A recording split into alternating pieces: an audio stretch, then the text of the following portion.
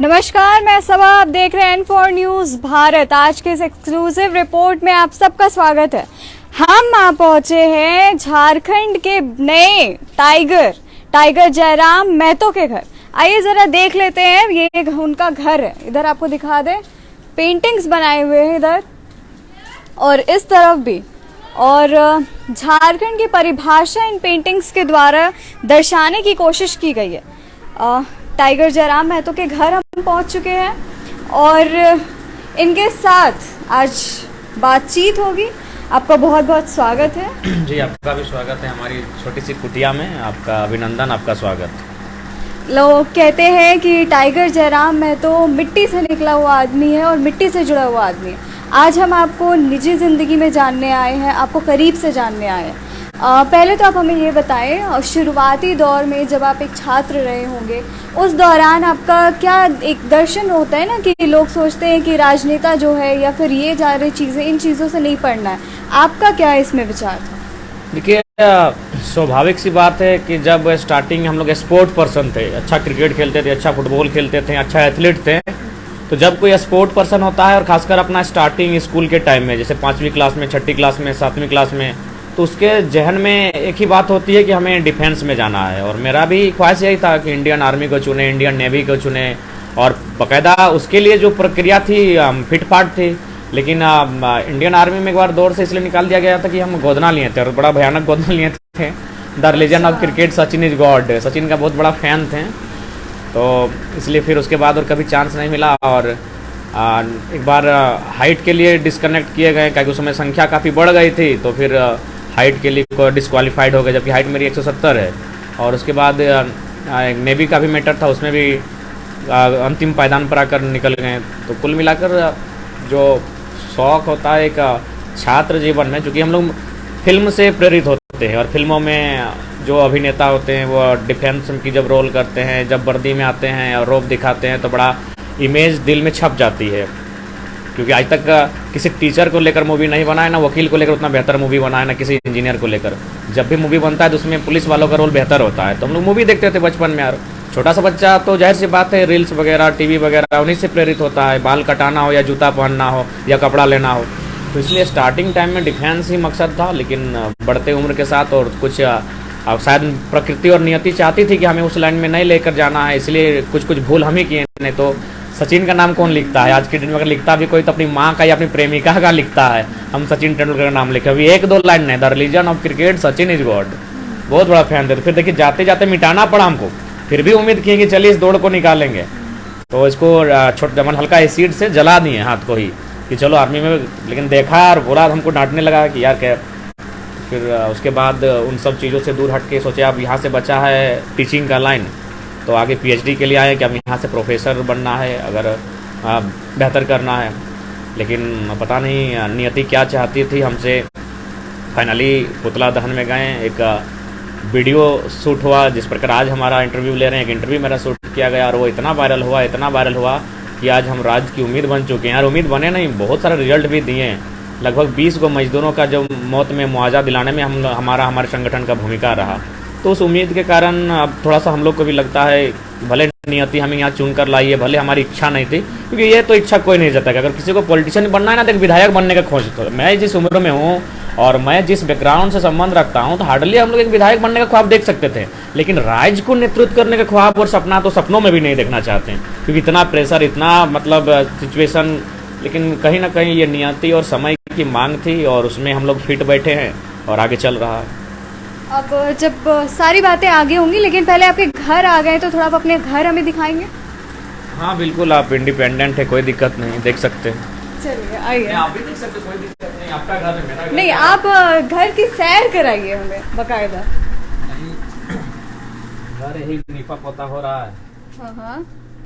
आपके घर में कौन कौन है? देखिए, हमारे घर में सीनियर में दादी हैं, लगभग 100 के करीब उम्र होगा, 90 से प्लस 100 के करीब उनकी उम्र है। और उसके बाद चाचा हैं, जो जन्म से उनकी दोनों आंखें नहीं हैं, जन्मांध हैं। और माँ है, और हम लोग दोनों भाई हैं, और इसी साल भाई का विवाह किया गया है। यानी कुल मिलाकर 6 मेंबर हम लोग हैं अभी। आप विवाह कब कर रहे हैं? देखिए, राज्य का बहुत बड़ा उत्तरदायित्व, दबे कुचले लोगों का बहुत बड़ा माने ज़रूरत बनकर सामने आए हैं, तो मुझे लगता है अब अपना निजी जीवन नहीं रहा। तो कभी अगर कंफर्ट जोन में आए और ऐसा लगा कि नहीं वैवाहिक जीवन को भी हैंडल किया जा सकता है तो सोचा जाएगा, लेकिन हम लोग की प्राथमिकता जो होगी वह इश्क ना होकर इनकलाब की होगी, और फिलहाल वो कर रहे हैं। अरे वाह, बहुत बेहतर। अच्छा, इधर आपको दिखा दे, ये किचन एरिया है। हाँ, ये किचन एरिया है। हाँ, तो ये है जयराम जी का घर और ये है उनका किचन। देखिए, मिट्टी से निकला हुआ इंसान ऐसे ही इन्हें नहीं कहा जाता है। मिट्टी का घर है। ऊपर आपको दिखा दें, ऊपर भी मिट्टी के दीवार यहाँ पर आपको दिखेंगे, फर्श मिट्टी की दिखेगी, और जितने भी कमरे हैं सारे कमरे भी आपको मिट्टी के ही नजर आएंगे। इधर एक कमरा आपको दिखा दें। हाँ, इसी में हम लोग का ठिकाना है, आशियाना है, बैठ सकते तो हैं। ये आपका कमरा है। हाँ, बैठ सकते हैं, कोई दिक्कत नहीं। आपका घर, इट्स योर होम। ये हमारा कमरा है, और हमारा कमरा भी हमसे नाराज रहता है। देख सकते हैं उलझी उलझी किताबें। हाँ, 2 दिन में 6 किताबें डिलीवर हुई हैं। मैंने पीएचडी का छात्र हैं, तो उनसे रिलेटेड बुक्स भी मंगाना पड़ता है, और बुक्स भी पढ़ने का टाइम नहीं मिलता है। इतनी जहदोजहद ज़िंदगी में हो चुकी है। आज तो चूंकि आप लोग का सूचना मिला कि आप लोग हजारीबाग से आ रहे, इसलिए आज घर आए। नहीं तो हम लोग का रात गाड़ी में, तो कभी यहाँ वहाँ इनके घर, तो कभी इनके आवास में। मैंने बहुत टफ कंडीशन में फिलहाल हम लोग का जीवन चल रहा है। तो मेरा मानना है कि आज ये सब इसीलिए हुआ क्योंकि आज राज्य की जनता को एक विकल्प के तौर पर हम लोग प्रेजेंट कर रहे हैं। क्योंकि ये कोई साधारण बात नहीं है। एक साधारण सा छात्र अगर इतनी असाधारण नेतृत्व कर रहा है तो ये साधारण बात नहीं है। कोई ना कोई अंदरूनी शक्ति है जो हमारे पीछे हमारे साथ कार्य कर रही है, उसका धन्यवाद करते हैं। कोई ना कोई अंदरूनी शक्ति, इससे क्या तात्पर्य है? इससे तात्पर्य नेचुरल का है, प्रकृति का तात्पर्य है कि कोई शक्ति है जो सृष्टि का संचालन करती है, जो चांद सितारे सूर्य को नियंत्रण करती है। उसी प्रकार कोई ब्रह्मांड की कोई शक्ति कार्य कर रही है। तो आसान नहीं है। आज मैं अपनी व्यक्तिगत बात करूं, मेरी जगह कोई दूसरा शख्स था तो ऐसे बोलते बोलते सफर करते करते डेथ कर जाता, दिमाग की नसें फट जाती। आसान नहीं है। आज आप अगर संभव तो देखिएगा, आज हम चूंकि हमको लगता है अभी डुमरी हम लोग साथ चलेंगे, देख लीजिएगा हमारी स्थिति क्या रहेगी। एक दिन में 4-5 लोग तो एक विधानसभा का सफर करते हैं तो हालत खराब हो जाता है। हम आधा उत्तरी छोटा नागपुर को आधा दिन में कंप्लीट करते हैं। सुबह बीतती है हजारीबाग में, मिडिल होता है गिरिडीह में, उसके शाम बीतती है धनबाद में, और रात बीतती है बोकारो में।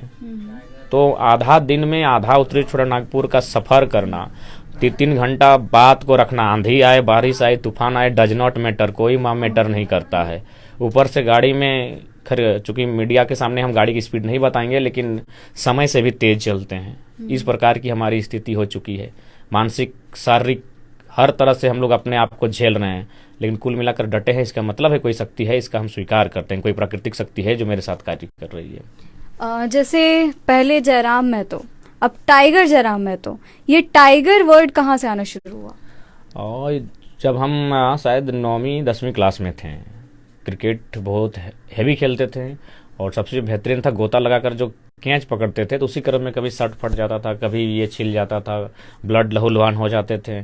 तो उसी क्रम में डाइव लगे के कारण, गेंद को पकड़ने के कारण टाइगर, और टाइगर जंप एगो हम लोग का जंप होता है। जब हम लोग सुबह प्रैक्टिस के लिए जाते थे तो हम लोग एगो टाइगर जंप का प्रैक्टिस करते थे हाई जंप के लिए। हाई जंप में एगो सिंपल मारता है, एगो डॉल्फिन जंप होता है, टाइगर जंप होता है। तो सब जंप का हम लोग प्रैक्टिस भी करते थे, और स्पोर्ट्स अच्छा खेलते थे, कूदते फानते थे। तो इसीलिए टाइगर नाम पड़ा है। ये नाम छोटा में ही पड़ा है, किसी पॉलिटिकल पर्सन या फिर किसी पॉलिटिकल उद्देश्य से नहीं पड़ा है। 9वीं 10वीं में ही लोग हमें टाइगर नाम से बुलाते हैं। शिक्षा वगैरह जो आपकी है यहीं से हुई है, और ये ही कमरे में हुई है? हाँ, हमारी शैक्षणिक तमाम जो शिक्षाएं हमारी हुई है, 10वीं से लेकर पीएचडी तक का सफ़र हमने गांव से ही किया है, इसी घर से किया है, और इसी मकान से किया है। हम छोटा में 3 वर्ष हॉस्टल में थे, छात्रावास में, टाटा सिजवा। प्राथमिक कह सकते, प्राथमिक शिक्षा में हम हॉस्टल से प्राप्त किए हैं। उसके बाद 9वीं 10वीं यहीं अपने गांव से, फिर inter Katras, inter of science Katras से, बैचलर ऑफ आर्ट्स इंग्लिश से राजगंज डिग्री कॉलेज राजगंज से, घर से ही up and down. Master of arts PK Roy memorial college से, वो भी घर से ही अप एंड डाउन। और अभी doctor of philosophy Vinod Bihari Mahto विश्वविद्यालय से, वो भी घर से ही अप एंड डाउन। ये घर कितना पुराना होगा करीबन? करीबन हमको लगता है 1900, बोलते हैं जब पिताजी का जन्म हुआ था उस समय, तो माना जाए तो 1950 से 60 के बीच का होगा। जैसे क्या होता है परिवार में, लोग कहते हैं ये अपने पिता पे गया है या अपनी माता पे गया है, आपको देखकर लोग क्या कहते हैं? पिताजी पर। भाई को बोलते हैं माँ पर और हमको बोलते हैं पिताजी पर, क्योंकि मेरे पिताजी भी आंदोलनकारी थे, विनोद बाबू के काफ़ी प्रिय थे और माथे पर उनको काफ़ी चोटें लगी थी, उसी कारण उनका देहांत हुआ था। और कहीं ना कहीं वो लक्षण हम में दिखता है, ऐसा लोग बोलते हैं। और भाई को बोलते हैं, भाई घर को संभालता है, भोजन अच्छा बनाता है, बहुत स्वादिष्ट बनाता है, तो इसलिए उसके बारे में लोग कहते हैं कि माँ पे गया है। और स्वाभाविक है, क्योंकि भाई कहाँ है आपके यहाँ मौजूद? भाई हमेशा वो कैमरे से दूर रहता है, उसकी एक अलग दुनिया है, उसने आज तक कभी कैमरा फेस नहीं किया है। बाकी मेरी दादी, मेरे चाचा, मेरी माँ सब कैमरा में आ गई है, लेकिन मेरा भाई उसका अलगे जीवन है, वो कभी इनका सामना नहीं किया है। और सही बात है, माँ पे इसलिए गया क्योंकि उसने पिताजी को देखा ही नहीं है। जब उसका पिताजी का देहांत हुआ था तब वो शायद 4 या 5 महीना गर्भ में ही था माँ के। पिताजी के डेथ होने के बाद उसका जन्म हुआ था। क्यों आपके पिताजी का जब डेथ हुआ उसके बाद क्या होता है कि हर परिवार में जो होता है, पिता जो होता है वो पिलर होता है फैमिली के, और पिता के चले जाने के बाद फैमिली को चलाना बहुत मुश्किल हो जाता है। आप लोग के लिए कितना टफ रहा? हाँ, बहुत टफ होगा, सवाल ही नहीं है। एक तो मेरा उम्र मान के चलिए 1.5 साल, 2.25 साल, छोटा भाई भी माँ की कोंख में ही है। अब बताइए, माँ पिताजी का देहांत हो गया, उस सिचुएशन को हैंडल करेगी या फिर उसके गर्भ में जो नया शिशु है उसको जन्म को लेकर चिंता करेगी। बहुत क्रिटिकल कंडीशन था हमारी माँ के पास, क्योंकि पिताजी का देहांत हो चुका है। और उसी साल 1 महीना पहले मेरे दादाजी का भी देहांत हुआ था। बहुत टफ साल था वो हमारा। मेरे दादाजी का भी देहांत हुआ था शायद सितंबर था, और अक्टूबर में पिताजी का देहांत हुआ था, यानी बहुत टफ साल था वो। एक ही साल में मेरे दादाजी और मेरे पिताजी दोनों का डेथ हुआ था। खैर दादाजी की मृत्यु तो मान सकते हैं, उनकी उम्र हुआ शायद 67 ईयर्स उस समय थी, लेकिन पिताजी बहुत कम आयु में, और माँ हमें कम आयु क्या, मेरी 2 साल थी, तो जाहिर सी बात है, तो पिताजी का वो उम्र नहीं था, और छोटा भाई भी माँ की गर्भ में था, तो बहुत टफ साल था। लेकिन हाँ, नाना जी जॉब करते थे, तो नाना जी ने काफ़ी हस्तक्षेप किया, नाना नानी उनका प्यार रहा। और बाकायदा हम ये भी कह सकते हैं कि माँ का दूध से मेरा परवरिश नहीं हुआ है, माँ का दूध हमको नसीब नहीं हुआ है। इसलिए नहीं हुआ है कि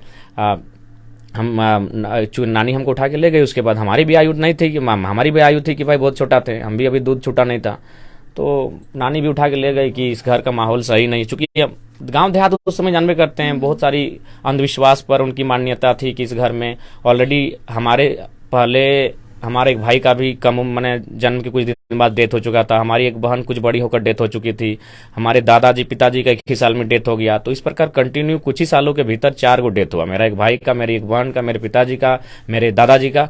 तो नानी को ऐसा लगा कि इस घर में कुछ माहौल ठीक नहीं है, तो हमको उठा के नाना घर ले गई। और जो भी हुआ, उनका भैंसा का दूध पी के बड़ा हुए हैं, माँ का दूध भी हम लोग को ठीक से नसीब नहीं हुआ। उसके बाद छोटा भाई का देख रेख हालांकि यही हुआ, क्योंकि अब 2 बच्चा हो चुका था। अब माँ भी तो छोटा भाई को नहीं छोड़ सकती थी। बाकी नानी तो ये भी डिमांड किया था कि दोनों को हम ले जाते हैं, लेकिन कंडीशन नहीं था, पिताजी की डेथ हो चुके थे, छोटा भाई को माँ छोड़ नहीं सकती थी। तो माँ छोटा भाई को लेकर यहाँ रही, और मेरी वापसी यहाँ 16 साल बाद हुई। उसके बाद मेरा 16 साल का जो जीवन बीता है वो नानी के साथ बीता है, नाना जी के साथ बीता है, यानी उनका नाना घर में बीता है। 16 साल बाद जब बड़े हुए, जब मैं स्कूल जाने के 9वीं 10वीं जाने योग्य हुआ, तभी मेरी बाकी प्राथमिक और शिक्षा मेरी नाना घर से ही हुई है। यहाँ से हम 9वीं 10वीं किए हैं, इंटर किए हैं, और बाकी की तमाम शिक्षाएं हम यहाँ से किए हैं। तो टफ तो रहा है, ज़िंदगी बहुत टफ रहा है, अभी भी टफ ही है, ऐसा बात नहीं है। लेकिन क्या करें, मानव जीवन है, हालातों से समझौता नहीं कर सकते, हालातों को, चुनौती को स्वीकार करके आगे बढ़ना पड़ता है। अब तो राज्य के कोने कोने में आपके लिए परिवार है। हाँ, ये बात सच्चाई है, अब परिवार है, और उसी लिए अब जिम्मेवारी बहुत ज़्यादा होती है। कभी कभी खासकर जब हाल फिलहाल 2-4 घटनाएं ऐसी घटी। रांची में एक माँ है जिन्होंने एक चुकरी में पैसा भर कर दिया, टाइगर जयराम महतो, बोकारो के चास गए थे, वहाँ छोटी छोटी लड़की लोग, मैंने 7वीं 8वीं 6ठी की लड़कियाँ एक चुकरी में पैसा भर के दी 2024 के लिए। तो मैंने थोड़ा सा हम अपने आप में एक सोचने लगते हैं कि भाई कितनी उम्मीदें हैं, उन उम्मीदों को हम पूरा कैसे करें, या फिर इनके कर्ज को, इनके ऋण को कैसे चुकाएं, जो आज ये प्रेम समर्पण इनका मिला। तो कहीं ना कहीं वो बहुत सारे लीडर हुए और आगे भी होंगे, हमसे बेहतर होंगे, लेकिन फिलहाल जो प्यार हमें मिला, मुझे लगता है सबके लिए संभव नहीं है। एक नर्सरी क्लास की लड़की जो हमसे 100 किलोमीटर दूर रहती है, वो तुतलाते हुए बोलती है दैलाम महतो नाम है तुम। तो प्यार समर्पण मिला है, परिवार मिला है, लेकिन चुनौतियाँ बहुत बड़ी हैं, और उन चुनौतियों से हम लोग सामना कैसे करेंगे, ये भी एक बहुत बड़ी चुनौती है। अच्छा, क्योंकि आप कह रहे थे बहुत सारी दिक्कतें आई इस घर में, परेशानियां आई, फिर आपको आपके नाना ले गए यहाँ से। अब इस घर में तो एक टाइगर है, अब ये टाइगर जब इस घर पे है तो परिवार वाले अब क्या कहते हैं? अब भी वही स्थिति है, क्योंकि देखिए टाइगर स्वार्थी नहीं है। मैं अपनी एक घटना आपको सुनाता हूँ। मेरी माँ गई थी जंगल लकड़ी काटने के लिए, चूँकि ये पहाड़ धरिया है, हम लोग यहाँ बगल में 5-7 किलोमीटर में पारसनाथ है, ललकी बल्की तो आपका बहुत बेरगा, तो सुअर टुंगरी, बन टुंगरी, सतपहरी, अनगिनत पहाड़ है यहाँ, यानी हम लोग पहाड़ के किनारे रहते हैं। तो माँ गई थी लकड़ी लाने के लिए किसी जंगल में, तो वहाँ एक आदमी से उनकी भेंट हुई, ऐसे लगभग 5-6 साल पहले, यानी हमारी पहचान 9वीं-10वीं से है, हम बहुत छोटा सा ही बहुत तेज है। तो वहाँ उस शख्स ने माँ को कहा कि तो आप टाइगर की माँ हैं, अगर आप एक आवाज़ दीजिएगा ना तो टाइगर की जो सेना है ना ये पूरा पहाड़ को उखाड़ कर घर में ले जाएगी, आपको माथा में लकड़ी लाने की जरूरत नहीं है। तो मेरी माँ बहुत शानदार बात बोली कि यही मेरा टाइगर का खासियत है, उसको अगर लोग जानते हैं, पहचानते हैं और उसका सम्मान करते हैं ना, इसका मतलब उसका वो यूज नहीं करता है। हम टाइगर की माँ भले हैं, उसको बोल भी देंगे ना वो सीधा इनकार कर देगा, वो किसी को अपने मतलब के लिए इस्तेमाल नहीं करता है। उस शख्स ने बल्कि कहा कि आप खाली अपने बेटे को आवाज़ दीजिए या फिर उसकी जो सेना है या पहाड़ को उठा के आपके घर ले जाएगी। ये आज आंदोलन से पहले 5 साल पहले की बात है, उस समय से हम अपनी एक पहचान बनाए हैं। लेकिन हमारी माँ ने साफ मना कर दिया कि नहीं, जैसे नहीं होगा, हम गिरते बजरते ले जाएंगे लेकिन अपना बेटा को ये काम नहीं बोलेंगे, क्योंकि उसको लोग अगर पहचानते हैं तो समाज के काम के लिए, उससे निजी काम क्यों करवाएगा। तो हमारी वही धारणा अब भी है, निजी काम के लिए हम कभी नहीं बोले हैं। आज कई बार माँ बीमार रही लेकिन हम खुद तक नहीं पहुँच पाए।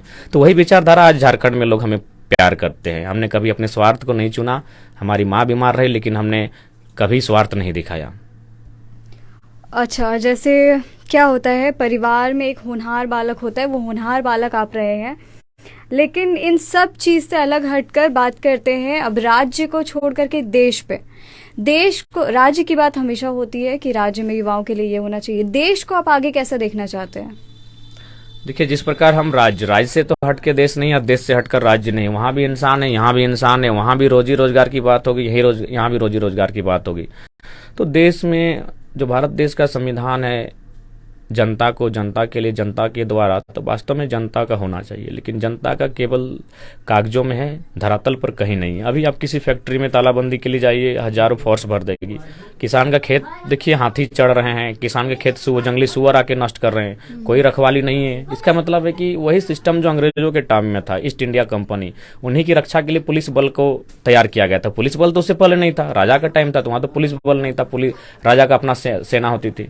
तो पुलिस बल अंग्रेजों ने इसलिए बनाया था कि ईस्ट इंडिया कंपनी जब जमीन का अधिग्रहण करेगी और जब जनता उसका विरोध करेगी तो उसको लाठी से दबाना है, या फिर अंग्रेजों की सरकार के खिलाफ जाएगी तो लाठी से दबाना है। तो आज भी पुलिस प्रशासन का वही काम रहा है, बस वो ब्रिटिश इंडिया से इंडिपेंडेंट इंडिया बनी है।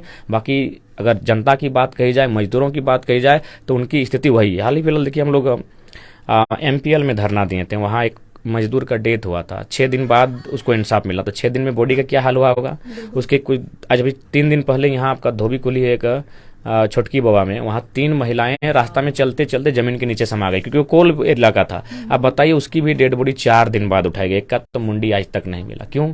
वो मरने वाला साधारण इंसान था, कोई कानून नहीं, कोई सेफ्टी नहीं, कोई मुआवजा नहीं, ना विस्थापन नहीं। मरने वाली साधारण महिला थी, उसका मुंडी तक नहीं मिला, लेकिन 4 दिन उसके बाद भी उसको जलने के लिए इंतजार करना पड़ा, क्योंकि उसके लोग विस्थापन की मांग को लेकर, मुआवजा की मांग को लेकर धरना पर बैठे थे।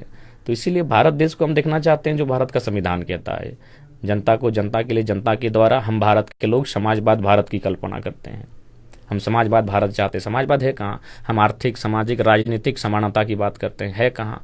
तो इसलिए भारत को हम उस नज़र से देखना चाहते हैं जहाँ, और साफ शब्दों में अगर हमसे कहा जाए, जो लोग बोलते हैं कि गरीबी को मत मिटाइए, अमीरी को नियंत्रण कीजिए।